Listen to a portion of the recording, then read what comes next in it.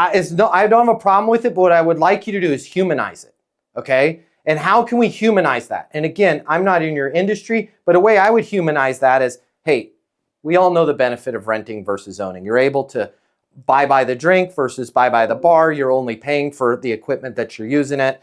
I didn't tell you anything you didn't already know. You guys have probably been renting equipment for a long time. Here's what nobody's talking about though. A lot of these equipment rental companies, what they've done is they've created a loophole in the contract to where it's almost, instead of true rental where you're only paying for what you use and the hours you use, it's almost like fractional ownership where you're getting charged whether you use the piece of equipment or not. The meter is always running, forcing you to A, either rush through jobs because that meter is completely running full bore while you have the piece of equipment out there, or B, return that piece of equipment before you were truly finished with it, right? Thus being like, gosh, I wish we still had the compressor because we just had a, how are you guys dealing with that? With the fact of, yes, you do save some money renting versus owning, but you're feeling all of this pressure because there's this meter running the whole time you have it. And I don't know, I just pulled that out of my butt, but that's more conversational than like bullet points. Do you know what I mean? And then when they go, man, yeah, it's a problem. When you say it's a problem, can you give me a specific example? Have you ever returned a piece of equipment on a project when you, by the way, I'm not even a contractor. There might be some on this calls. I guarantee you they've all done this. And every time they rent something, 50% chance this happens.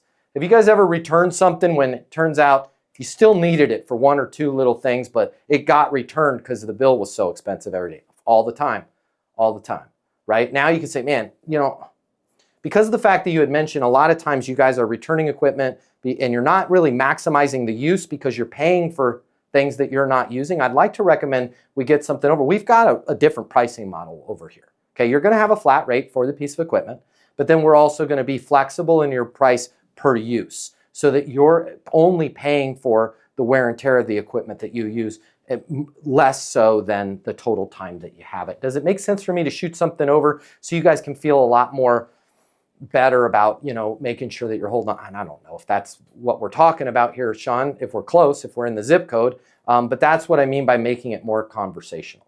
If you work in sales and you're serious about your career, I'm gonna give you $300 right here, right now, to close more deals. Did we just become best friends?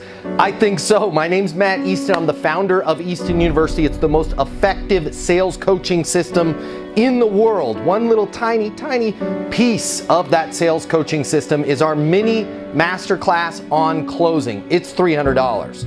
But I'm gonna cover the cost for you right now. I've set some money aside out of our marketing budget.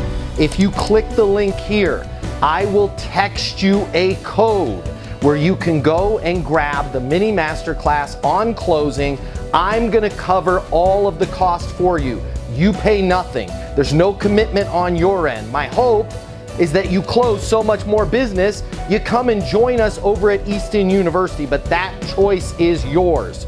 If you wanna double, triple, quadruple your closing, right now, click the link. I will text you a code to get the Easton University mini masterclass on closing right here, right now, and I'm gonna cover all the cost for you. Click the link. I'll see you on the other side.